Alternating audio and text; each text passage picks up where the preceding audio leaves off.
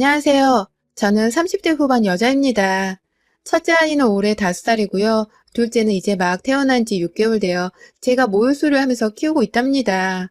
다니고 있던 직장이 있었는데 제가 첫째를 낳고 두 번의 유산을 겪었던 경험이 있었는지라 남편과 친정회사의 적극적인 권유로 인해 지금의 둘째를 가졌을 적에 사표를 내게 되었습니다. 맞벌이를 하다가 외벌이가 되는 것이 금전적으로 부담이 많이 될 것을 잘 알고 있었지만 둘째 아이가 건강하게 태어난 지금 다시 되돌아보면 100번이고 잘한 선택이라고 생각이 들어요. 옆에서 혼자 돈을 벌면서도 건강히 잘 자라나는 둘째를 보며 행복해하는 남편도 저와 마찬가지였고요. 제가 앞서 두 번의 유산을 겪었다고 말씀을 드렸는데요. 사실 유산하게 된 특별한 이유들이 분명히 존재했습니다. 남편도 그렇고 친정에서도 그렇고 그 원인을 너무나 잘 알고 있었기 때문에 이번만큼은 제가 또다시 유산을 하지 않도록 각별히 신경을 써주고 회사까지 그만두게 했었는데요. 그 이유는 바로 시댁이었습니다. 손주가 태어난다는 사실에 누구보다 기뻐하고 또 축복의 인사를 던져주셔야 할 시댁에서 저를 못살게 굴어 제가 두 번의 유산을 겪어왔었어요. 저희 시어머니는 제가 남편과 결혼을 하기 전 저희 커플을 누구보다 잘 어울린다면서 응원을 해주셨던 분이셨습니다. 남편은 공무원에다가 저는 대학병원 간호사로 근무를 하고 있었는데요. 둘 다 어디 직장을 잃거나 직장을 구하지 못해서 방황할 일은 없을 거라며 부부가 가진 직업에 대해 무척이나 만족해 하셨어요. 전 그 당시만 해도 시어머니가 절 좋아라 하시는 줄 알고서 얼마나 좋은 결혼 자리냐며 친구들에게 자랑을 하고 다녔는지 모릅니다. 참 바보 같은 생각이었죠. 결혼을 하고 나서 보니 시어머니가 하루는 저를 시댁으로 부르시더라고요. 그래서 오전 근무를 마치고서 시댁에 들렸더니 시어머니께서 대뜸 용돈을 요구하시는 겁니다. 며느라, 네가 대학병원 간호사라는 말에 내가 이 결혼을 찬성한 건 알지? 네가 만약 대학병원 간호사가 아니라 여기저기 동네마다 우후죽순 늘어서 있는 작은 병원의 간호사였으면 내가 절대로 너를 며느리로 두지 않았을 거다.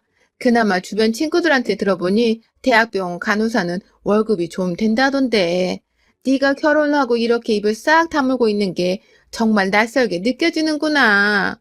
시부모님은 네 부모님과도 같은 존재니까 앞으로는 네가 우리 부부의 용돈을 좀 맡아줬으면 싶구나. 시어머니는 그날 제게 시부모님의 용돈을 앞으로 책임지고 주라는 갑작스러운 말씀을 건넨과 동시에 저라는 사람이 좋아서가 아니라 오로지 저의 직업이 마음에 들어서 결혼을 시킨 거라는 사실을 솔직하게 고백하셨어요.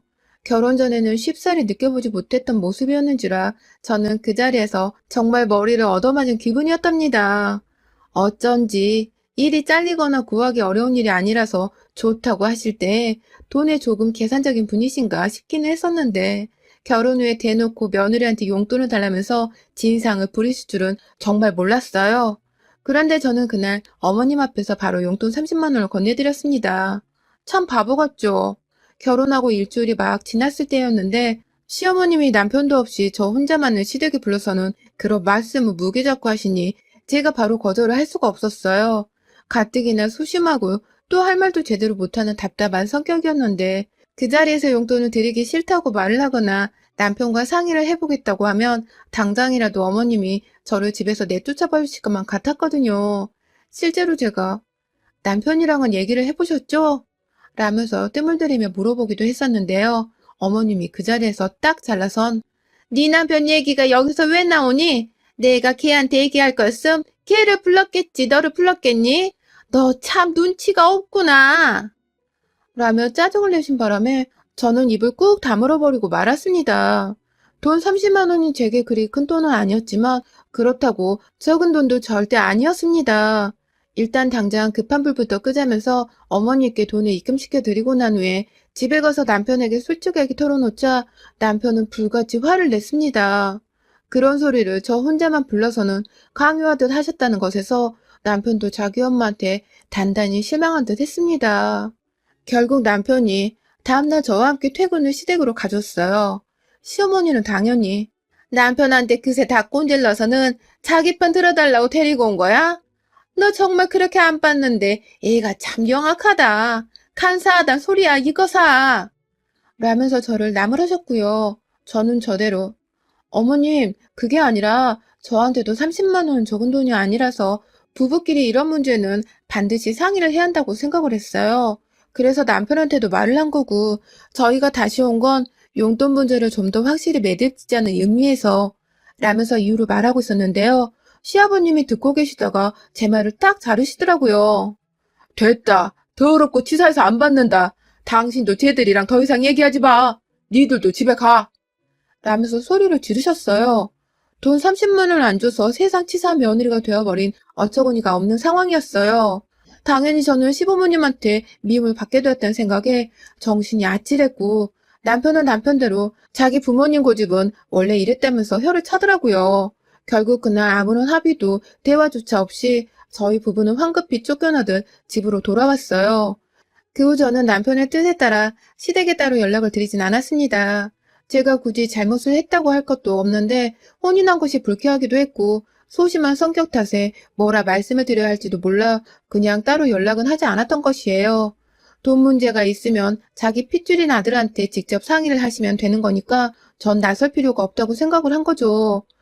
그런데 저희 시부모님은 정말이지 무슨 생각을 하시는 분들인지 예측하기가 힘들었습니다. 그 후 연락이 또 없다면서 남편이 아닌 저를 통해 몇 번을 전화하셨는지 모릅니다. 제가 병원에서 핸드폰 확인이 힘들어 잘 보지를 못하는데 출근했을 때마다 연락이 와서는 제 사물함이 완전 진동으로 요동치게 만드셨죠. 그러다가 한순간에 연락이 멈추셨어요. 제가 첫 아이를 가졌다는 사실을 저희 남편으로부터 전해들은 직후셨죠. 제가 따로 연락을 드리기도 전 남편이 저 힘들게 하지 말라면서 시어머니께 연락을 따로 드린 모양이었더라고요. 그 바람에 저도 남편에게 고마움과 동시에 시어머님 보기가 더욱 어려워졌죠. 정말로 어머님이 보시기에 제가 남편의 뒤에 꼭 숨어서는 자신을 피하고 있다고 생각을 하실 수도 있었기 때문이에요. 그래서 직접 전화를 드려 임신을 했다는 기쁜 소식이라도 좀 알려드리려고 했는데 어머님은 제 전화를 받자마자 임신한 년 안 괴롭히니까 걱정 마라 라고 말합니다. 이 말을 하시고는 더 들을 것이 없다며 전화를 끊으셨고요. 그렇게 저의 첫째 아이 임신은 축하조차 받아보지 못한 채 시작되었어요. 임신한 동안에는 정말 신기할 정도로 연락이 없었고 집안 자체에 제사가 없다 보니 명절에도 만나봤자 식사만 하고 마는 사이였는데요. 임신했을 적에는 설에 부르시지도 않더라고요. 임산부 먹이기 힘들다는 이유로 말입니다.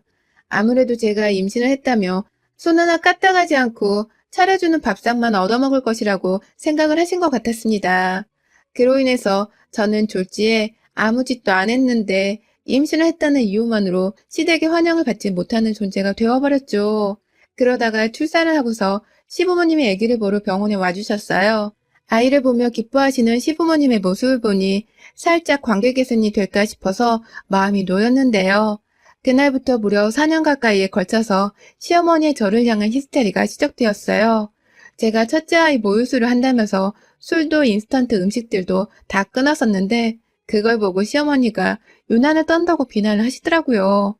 그걸 시작으로 시어머니는 내내 저를 보란듯이 저희 집으로 애를 핑계대며 찾아오시는 날에는 꼭 손에 술병이나 치킨 혹은 피자 같은 것을 사오셨고요. 당연히 출산하고 나서 그런 음식들을 먹어도 되긴 하지만 저는 절대로 그러고 싶지 않았습니다. 이건 어디까지나 엄마의 결정이고 자유잖아요.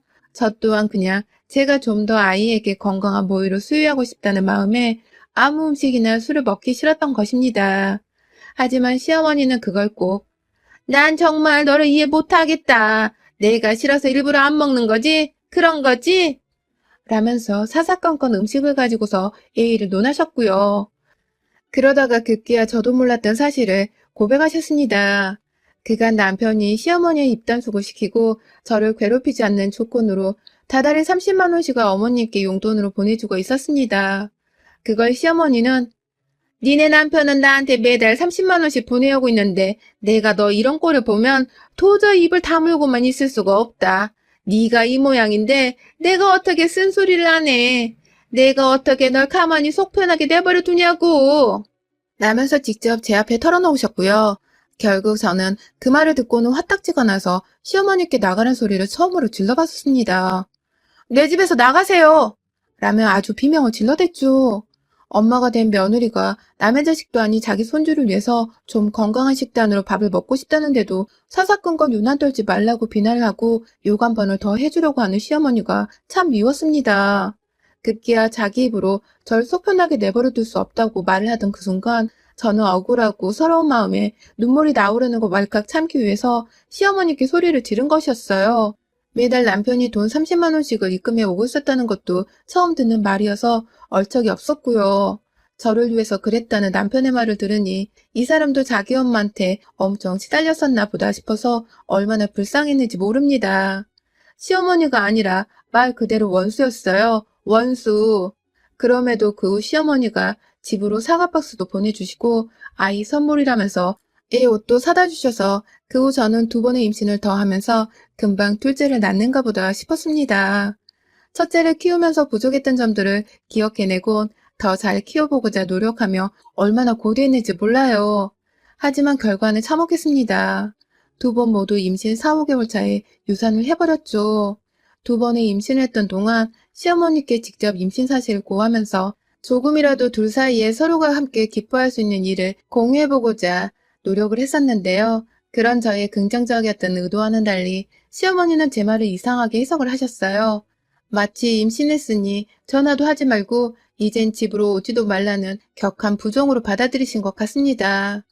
그 바람에 저는 임신 사실을 구했다가 뭘 그런 걸 나한테 전달하고 그러니 출산했다고 술 안 먹으면 안 마시던 고상한 너인데 나한테 생색내지 말고 잘 키워라. 또 음식 가려 먹는다고 엄청 유세 떨겠네. 안 봐도 뻔하지. 라는 악담을 들어야만 했고요. 임신했다는데도 저희 집에 올 때마다 보란듯이 술을 사와서는 마셔봐 라고 건네주거나 안 마실 거 뻔하지. 그럴 줄 알았어. 혼자 유세 떠는 건 하여튼 알아줘야 해. 라고 비꼬는 시어머니의 말씀에 스트레스를 받아도 너무 받아버리고야 말았습니다. 일을 하는데 일이 손에 잡히기는커녕 오히려 남편 말고는 시댁 어느 누구한테도 축복을 받지 못한 임신이란 생각이 들어서 괴로움이 더 커져만 갔고요. 혼자 마음속으로 앓고 끙끙대다가 결국 스트레스 때문인지 갑작스런 출혈 증상을 보이며 두 번의 임신 모두 유산이 되어버렸습니다. 그 바람에 남편도 꼭지가 돌아서는 다신 시댁을 아는 척도 하면 안 되겠다면서 마음의 벽을 쳐대기 시작했어요. 연락은커녕 끝까지 주고 있던 용돈도 바로 끊어버리고는 아예 가족 간의 연을 없애려고 하더라고요. 그러더니만 제가 다시 임신을 했었을 땐 저희 남편부터 시작해서 친정까지 나서서는 절대로 이번만큼은 스트레스 받게 하지 마. 라고 엄포를 놓아서는 시댁의 임신 사실을 고하기는커녕 아예 집 전화기까지 없앤 채 소리 소문 없이 산다는 식으로 잠수를 타버렸습니다. 남편의 주도하에 저 또한 이번만큼은 내 일을 지키고 싶다면서 시부모님은 없는 사람 마냥 생각하고 살았고요. 혹여나 집으로 쳐들어올까봐 저는 회사까지 그만둔 채 친정에 가서 한참 태교에 힘쓰다가 출산까지 무사히 했어요. 정말 임신을 한 거 가지고서 007 작전을 펼치듯이 오후발을 떨면서 출산까지 한 것이죠. 다 시어머니 때문에 말입니다. 둘째를 가졌다는 것, 그리고 곧 출산한다는 사실을 제가 출산하기 직전에 시어머니께 말씀을 드렸습니다. 그러자 시어머니도 오랜만에 연락이 와서 애가 하나 더 생길 거란 소식을 들으니 사뭇 놀라셨는지 그러니? 라고만 대답을 하다 끊으시더라고요. 시어머니를 다시 보기 싫은 마음이 커서 굳이 알려주고 싶지는 않았지만 그래도 아이의 할머니시니까 아이를 낳고 나서 보여드리기는 해야겠다 싶었습니다. 코로나로 내내 사람 만나는 게 부담스러워서 집에서 애만 키우며 친정 식구들만 들락날락거리게 하다가 지난 3월쯤 한번 시어머니를 초대했어요. 그런데 글쎄 시어머니가 손에 또 술잔을 들고 오신 겁니다. 저한테 출산했으니 회포라도 풀어야 하지 않겠냐면서 말이죠. 들어오자마자 나는 술병 부딪히는 소리에 저나 남편이나 또 예민해져선 기분이 잡쳐지고 저는 저대로 시어머니께 모유수를 해야 하는데 무슨 술을 사오셨어요? 라면서 결국 쓴소리를 뱉었어요. 애가 둘이 되다 보니 이제는 그냥 시모 앞에서 대답만 한 채 답답하게 굴어들일 수가 없었습니다. 남편도 옆에서 또 저러신다면서 한숨을 깊게 쉬는데 시어머니는 또다시 너 설마 애 낳았다고 또 유세 떠는 거야? 연락 안 하던 사이에 애가 좀 괜찮아졌을라나 싶었더니만 이건 뭐 더 심각해졌네. 출산을 했으면 한 거지. 출산하고 나서도 술 한 잔 시부모랑 나누지 못한다는 게 정상이야? 말이 되냐고. 버르장머리 없는 것. 라면서 투덜대기만 하다가 싸늘한 분위기에 도망치듯이 집을 나섰습니다. 정말 그 꼴을 보니 죄 없는 남편 얼굴도 괜히 보기가 싫더라고요. 남편도 본인 엄마가 쪽팔리긴 한 건지 나이 들어서 더 저러는 것 같다면서 애써 면죄부를 주려고 애를 썼고요. 뭐든 별로라면서 시어머니 얘기는 그만하란 말을 남긴 채 애만 다시 돌보며 육아에 용을 쓰고 살던 어느 날 한 달 정도가 지나서 시어머니가 대낮에 또다시 저희 집을 찾아오셨어요. 친정엄마가 저 도와주신다고 저희 집에 와 계셨는데 졸지에 친정엄마랑 시어머니가 서로를 마주보고 있게 된 상황이었죠. 무슨 일이시냐고 물어보니 시어머니는 지난번에 저한테 잘못한 것이 내내 걸렸다면서 사과를 하고 싶다면서 저한테 주려고 사오신 것들을 잔뜩 부엌 식탁 위에 올려두시더라고요. 뭐 소고기부터 시작해서 과일도 몇 가지 들어있었고 제 건강 챙기라면서 임산부용 영양제랑 발포 비타민까지 정말 다양한 것들을 사오셨어요. 갑자기 왜 이러시는지는 모르겠지만 뒤에서 눈치를 보고 있던 저희 엄마도 시어머니가 사오신 것들에 놀래서는 아이고 사돈 정말 많이도 사오셨어요. 이렇게까지 돈 안 쓰셔도 되는데 라면서 내심 고마워하셨고요. 저 또한 내심 감사하단 말씀을 드려야겠다 싶던 순간에 어머님께서도 내가 그간 아들한테 용돈을 받은 것도 있고 미안한 게 한둘이 아니라서요. 이렇게라도 신경을 써줘야죠. 라면서 멋쩍어 하셨어요. 그간 제가 봐오던 우리 어머니의 모습과는 달라도 너무 다른 모습에 저는 감탄을 할 지경이었죠. 당장에 상을 차리자면서 친정엄마가 갓 사온 소고기를 구워내겠다며 준비를 하셨고 시어머니 또한 저보고 앉아있어라. 요리는 내가 해갈게. 사온 김에 발포 비타민 한잔 할래? 라면서 물어보고 배려를 해주셨죠. 언제 또 이런 상황이 오고 있나 싶어서 네 라면서 저는 기분 좋게 아이를 안은 채로 소파로 갔고요. 한참 부엌에서 두 어머님이 뚝딱뚝딱 거리는 소리가 들려왔어요. 두 분도 서로 어색한 건지 그리 대화를 많이 나누지는 않았고요. 그래서 저도 뻘쭘하지 마시라고 부엌에서 TV 소리를 조금 더 키워드렸습니다. 그러다가 시간이 얼마쯤 지났을지 시어머니가 먼저 부엌에서 나오시더라고요.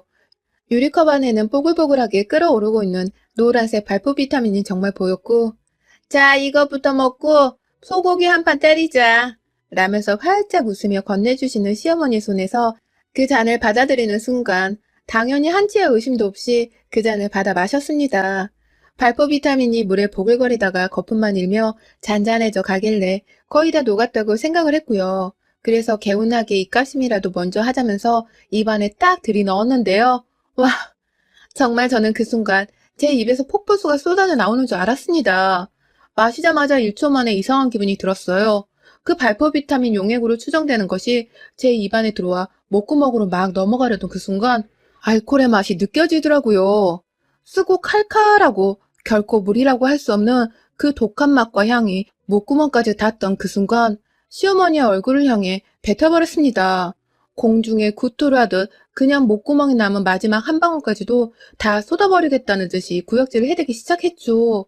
졸지에 고기를 접시에 담던 엄마가 놀래 뛰어오셨고 저에게 다가와 무슨 일이냐고 물어보자마자 제 입 밖으로 흘러나온 알코올 냄새를 맡으신 엄마는 이게 뭐야? 너 술 마셨니? 라면서 땅바닥에 흘려진 컵에 잔여물들을 살펴보셨습니다.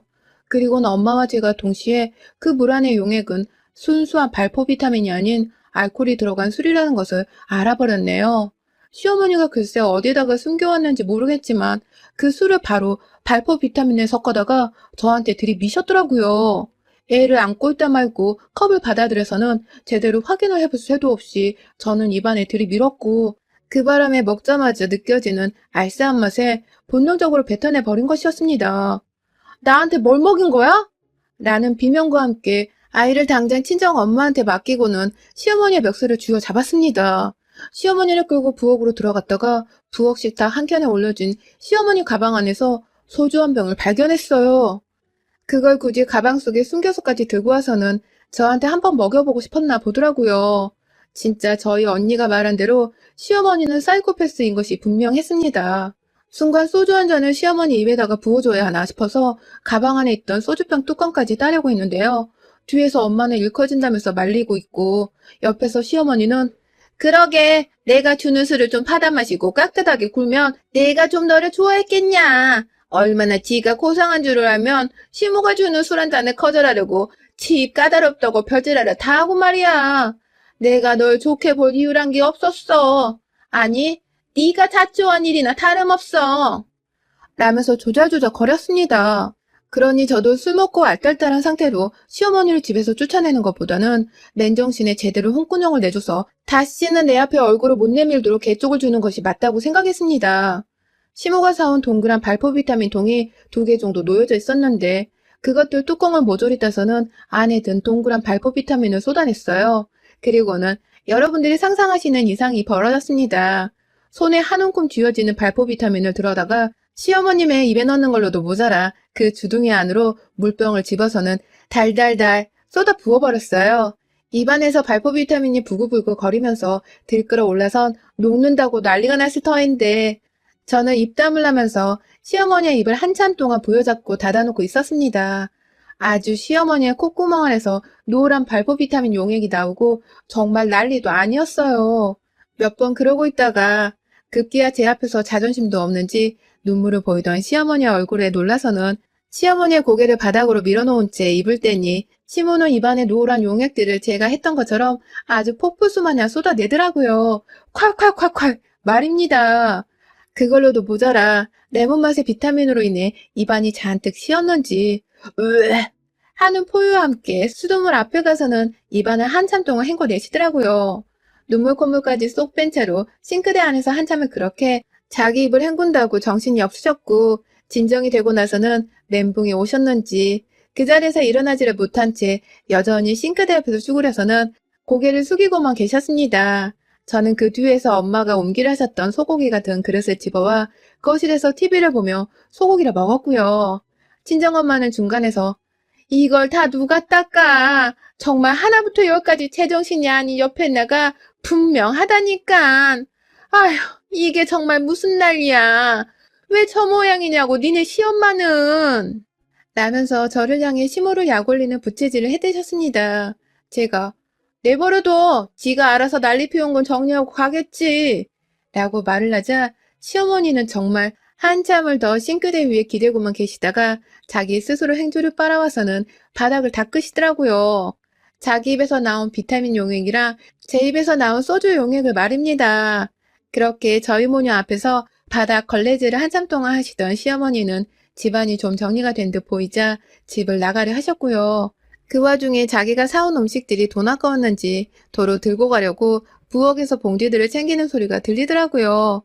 그래서 저나 엄마가 누가 먼저랄 것도 없이 그거 놓고 안 가? 있는 것도 도로 뺏기고 싶어? 라며 소리를 질러댄 바람에 시어머니는 놀래 자빠져선 후다닥 주랭나치듯 저희 집을 나가셨습니다. 그게 바로 2달 전 제가 마지막으로 본 시어머니의 모습입니다. 어째 우리 집 시어머니는 손주가 태어났다는데도 며느리 구워 삼을 생각밖에 하시질 않는 건지 지금까지도 도통 이해가 가질 않아요. 제가 둘째 아이는 소리소문 없이 낳으려고 했다는 것과 일도 그만둔 채로 편안하게 애를 키우는 것 같아서 본인 딴에는 괘씸했던 것일까요?